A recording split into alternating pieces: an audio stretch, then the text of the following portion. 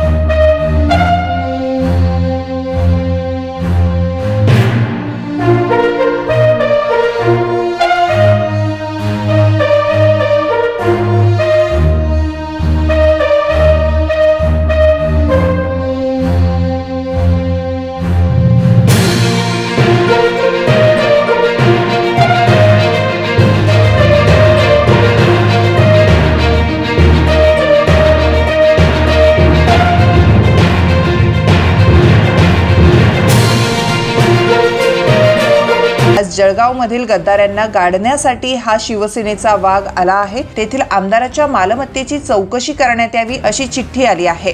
50 कोटी सोडून 5 वर्षात त्यांनी केलेल्या मालमत्तेच्या चौकशीबाबत चिठ्ठीत लिहिल्याचं संजय राऊत यांनी सांगितलं।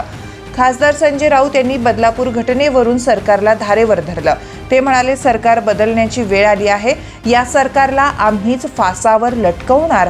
कितीही योजना आणा, पण विधानसभा निवडणुकीत जनता बरोबर बटन दाबेल। राज्यात चित्र काय आहे हे बदलापूर मधील घटनेतून दिसत आहे। या राज्यात लाडकी बहीण योजना आणि त्याचा जोरात प्रचार सुरू आहे। दुसरीकडे महिलांची अब्रू लुटली जात आहे।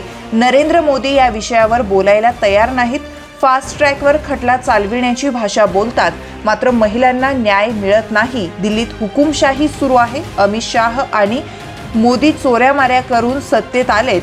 लोकशाहीत लोकांच्या मताला किंमत असते। यांनी लाडका शेतकरी, लाडका बाप योजना आणली, आता लाडका गद्दार योजनाही आणावी असा टोला संजय राऊत यांनी लगावला।